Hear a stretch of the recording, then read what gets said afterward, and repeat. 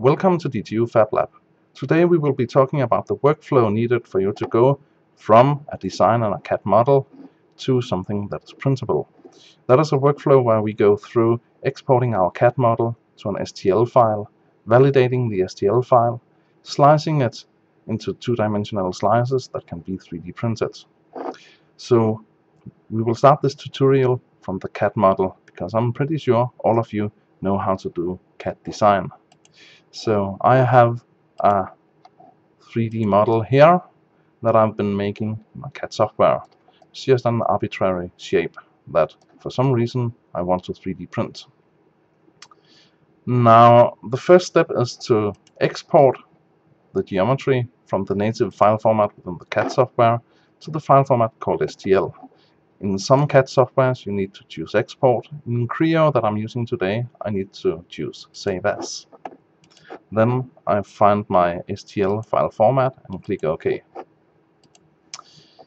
Next step is very important. This is where I define how my STL file will be generated. The STL file format is a triangulated format looking a bit like this. And as you can see, all curved surfaces are interpolated by a number of triangles. And it is here important that my number of triangles is enough to give me a smooth interpolation of the surface. So you need to take that into account when you're exporting your STL file. Once that is done, I need to check whether my STL file has been exported correctly. For doing that, I'm using a piece of software called Netfabb. Netfabb is shareware, so I need to wait some 10 seconds before I can start using the software.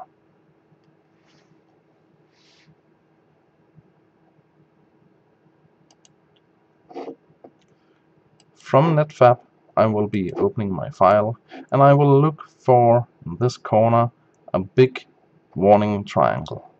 If that is not present, everything is fine and I can proceed with my slicing. If this triangle should be there, I need to click the repair button, choose automatic repair, run a default repair, and apply that repair. Then finally, I need to go to Part, Export Part, and save it as yet another repaired STL file. Once that is done, I am ready to start slicing my 3D file into a print job. When I come to the slicing part, I will look for a folder that you will find on any machine in the DTU Fab Lab called Start Your Printing Here. Within that folder you will find a link to a piece of software called CURA. That is what we will be using. CURA is an open source software that is strong in many ways, but one of the weaknesses of the software is that all the parameters you see out here is shared amongst users. That means that if I, as an unexperienced user, start typing in random values, you will inherit those values when you start up the software. And therefore we need to ensure that all print parameters are set correctly. I do that by going to File and choose Open Profile, and I will look for the folder at the desktop called Start Your Printing. And within that I will find my configuration file that when loaded all my print values are set correctly. From here I can load my CAD file, my STL file. Once my STL file has been loaded, I will look at how it is being positioned on the build platform. That is by means of the same position according to the coordinate system that you used when you did your CAD design. And of course, that position is not necessarily the optimal printing position. If we look at this default position, you can see there's some steep overhangs down here that is probably not going to be printable. So I need to reorient my part. I do that by clicking on the part and choosing rotate. A set of spheres will now be shown, and I can pull in any of these spheres with my left mouse button in order to reorient my part. And by the way, if you want to rotate around your part, you're using the right mouse button. Now, say I had a reason for printing my part like this.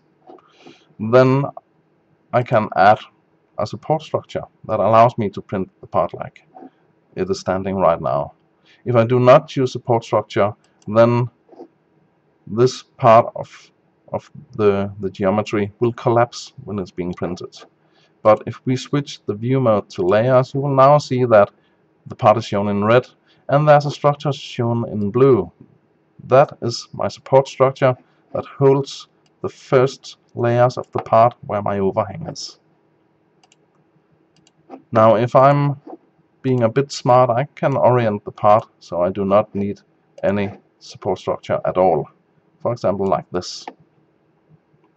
And I'm now basically ready to print my file.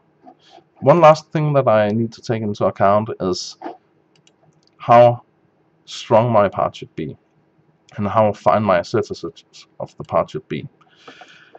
If we start with the part strength, you can see that in the core of the part it is not completely filled with material, it's only partially filled. I can change this fill density by the parameter you see over here. If I increase the fill density to increase the strength of the part, this will increase my print time. So let's try to go from 15 to 50%. You will see that adds 50 minutes of print time. So let's just set it back to where it was. Another parameter that I can alter is my layer height. The rougher the layers, the rougher the surface of the part will be.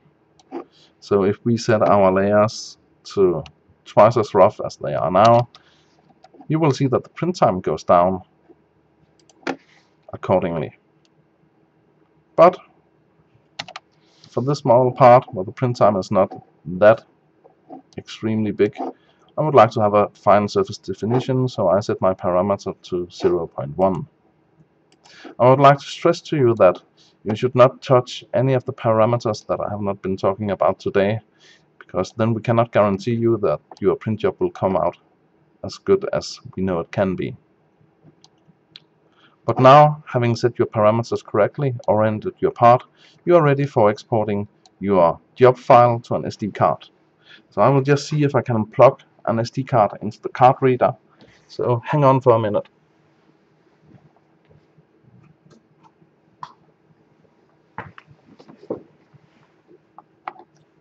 There we go.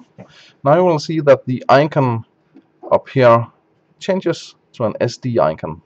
And once I click that icon, my job file will automatically be copied to the SD card.